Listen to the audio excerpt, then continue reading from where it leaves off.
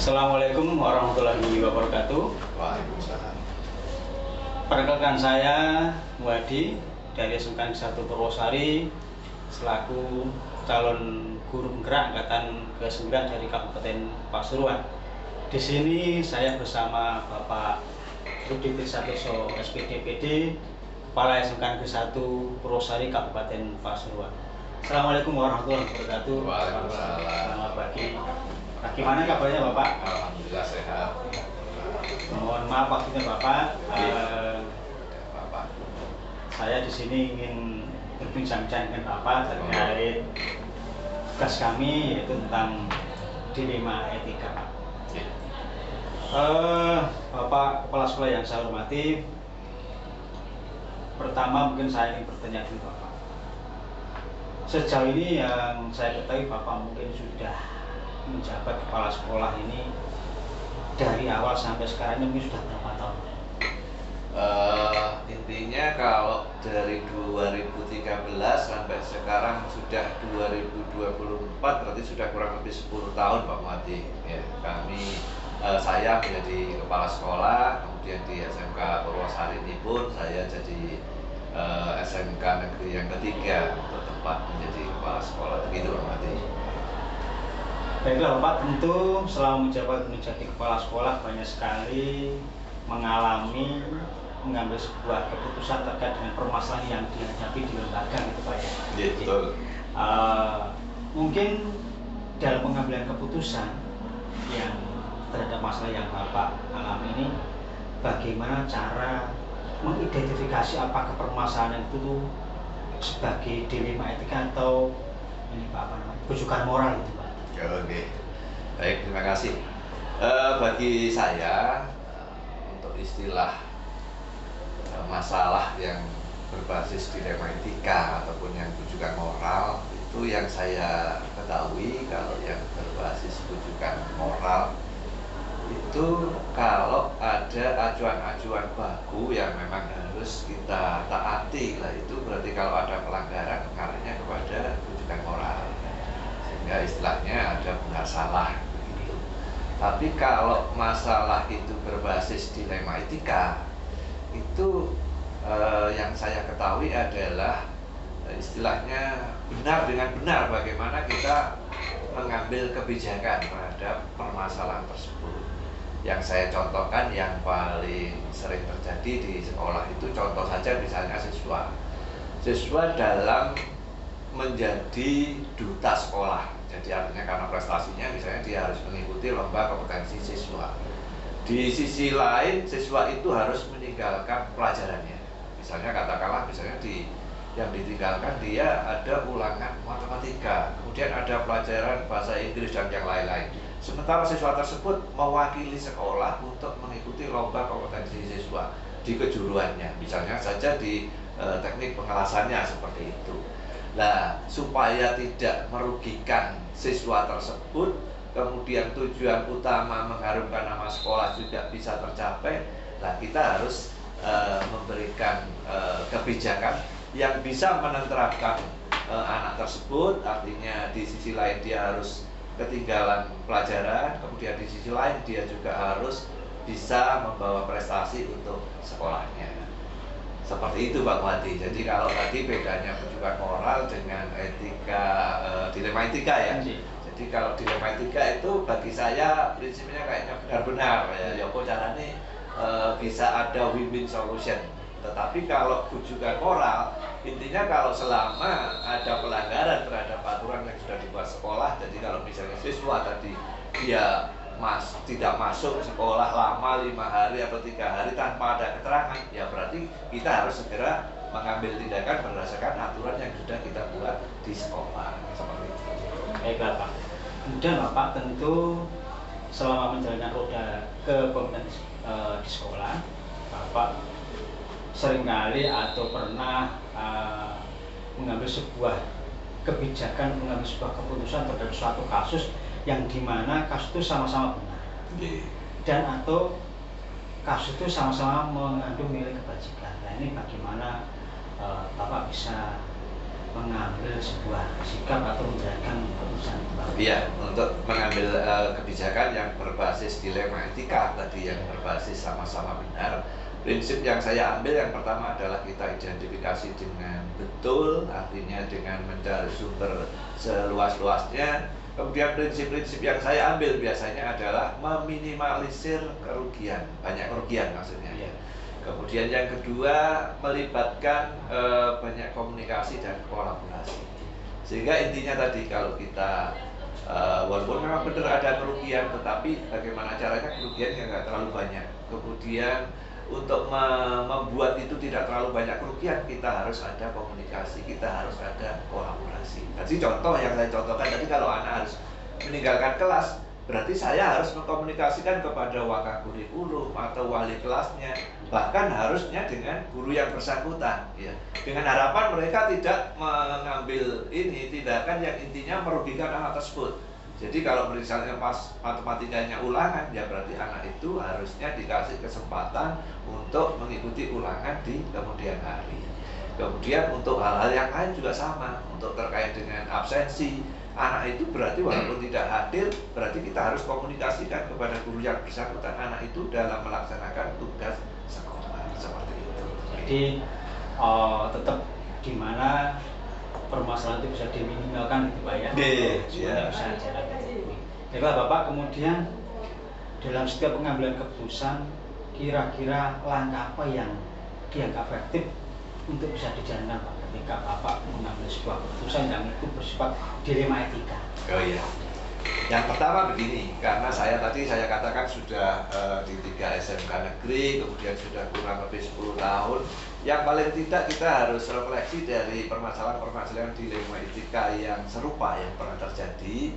Kalau misalnya yang sudah pernah saya ambil ternyata tidak menimbulkan banyak kerugian, kemudian banyak pihak yang mendukung, tidak banyak yang dirugikan, ya berarti itu akan menjadi refleksi bagi saya.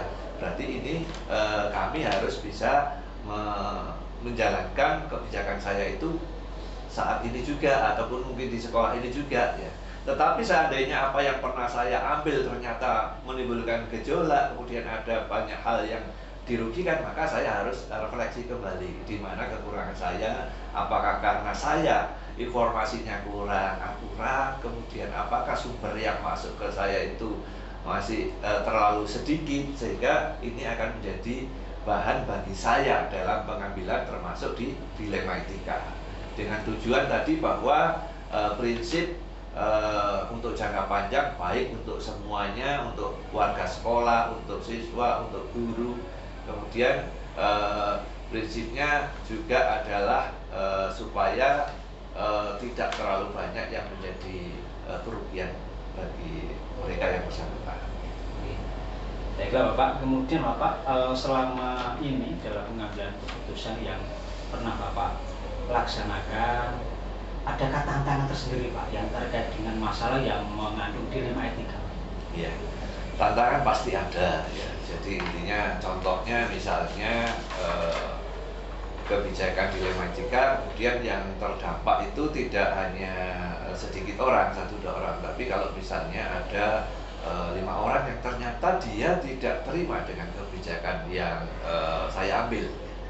Tetapi selama menurut saya kemudian kebijakan tersebut sudah saya ambil dengan penuh pertimbangan, kemudian dengan untuk jangka panjang ke depan kebaikan semua, ya, kita ya tidak harus ngalah, tetapi kita coba komunikasikan dengan baik terhadap misalnya guru yang kurang bisa menerima, ya kita ajak komunikasi.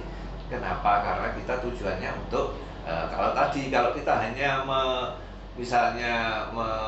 untuk kepentingan hanya 5 orang atau hanya kelompok tertentu, sementara itu kebutuhannya untuk keseluruhan satu sekolah, ya berarti kita harus memberikan pemahaman bahwa ya memang tidak bisa hanya menguntungkan 1-2 orang, tetapi kita harus bisa lebih mengayomi, lebih bermanfaat untuk banyak orang. Jadi intinya ada prinsip-prinsip seperti itu. Apakah antara 1-2 orang, 1-2 kelompok dengan kelompok umum secara keseluruhan warga sekolah, nah itu kita harus bisa meyakinkan kepada intinya misalnya warga sekolah yang kurang berkenan dengan kebijakan yang saya ambil. Oke, terima kasih Bapak. Kemudian Bapak, ketika Bapak menemukan sebuah permasalahan yang mengandung dilema etika dalam penyelesaian masalahnya itu, bagaimana? Apakah Bapak punya jadwal tertentu atau Bapak langsung menyelesaikan saat itu juga Bapak? Dan bagaimana prosedurnya Pak? Ya, terkait dengan penjadwalan ataupun prosedur terkait dengan pengambilan kebijakan termasuk di dilema etika. Kalau permasalahan tersebut memang harus segera saya ambil, dan berarti saat itu juga saya harus mengkomunikasikan, kemudian mencari sumber sebaik-baiknya, seluas-luasnya untuk bisa segera saya ambil kebijakan tersebut.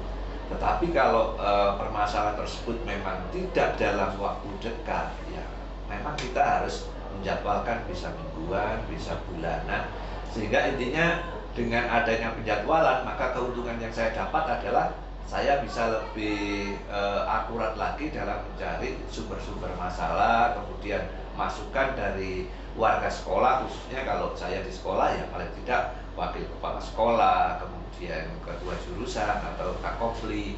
Nah itu akan membantu sebelum pada saatnya saya bisa mengambil kebijakan tersebut. Ya, jadi artinya ada yang skala saat itu juga, ada yang penjadwalan, apakah 1 minggu, apakah 1 bulan, seperti itu. Terima kasih Bapak. Kemudian Bapak, dalam setiap pengambilan keputusan untuk mencapai hasil yang maksimal, apakah Bapak juga perlu melibatkan seseorang atau pihak lain yang bisa membantu dalam penyelesaian keputusan yang mengandung dilema etika Bapak?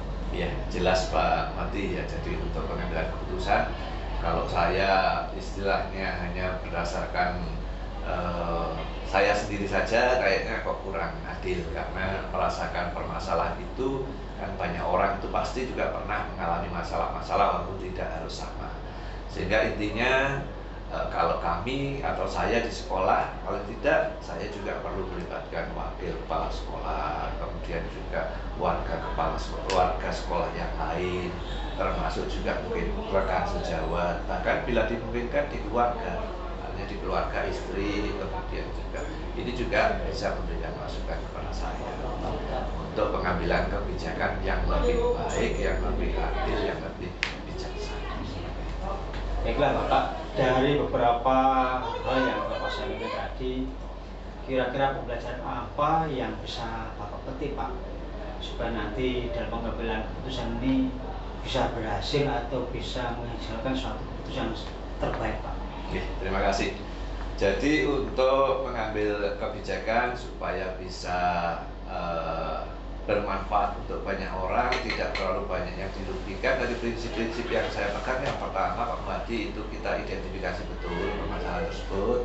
Kemudian yang kedua, kita cari sumber-sumber seluas-luasnya yang baik. Kemudian yang ketiga, kita juga kalau memang memerlukan masukan dari orang lain, termasuk kalau di sekolah itu warga sekolah yang lain, apakah itu wakil kepala sekolah, apakah itu kakopri, apakah itu koordinator TU, lah itu akan membantu saya. Kemudian prinsip yang berikutnya adalah kita juga harus berwawasan untuk jangka ke depan. Jadi artinya tidak hanya untuk waktu itu sesaat, tetapi ternyata di kemudian hari kebijakan tersebut tidak menguntungkan. Jadi kita harus berwawasan jauh ke depan juga.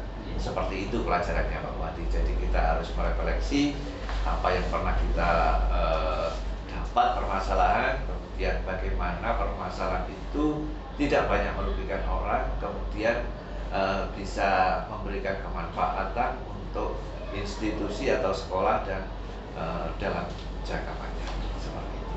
Baiklah Bapak, terima kasih atas pengalaman-pengalaman yang disampaikan kepada kami. Demikianlah wawancara kami dengan Bapak Kepala Sekolah SMA Negeri 1 Purwosari Kabupaten Pasuruan.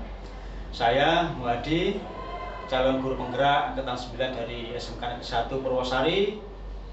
Terima kasih atas waktunya Bapak, kesempatannya. Mudah-mudahan apa yang telah disampaikan oleh Bapak Kepala Sekolah bisa menginspirasi, menambah wawasan kami untuk pengambilan keputusan di lembaga di masa yang akan datang. Terima kasih Bapak. Saya akhiri. Assalamualaikum warahmatullahi wabarakatuh. Waalaikumsalam. Waalaikumsalam. Terima kasih.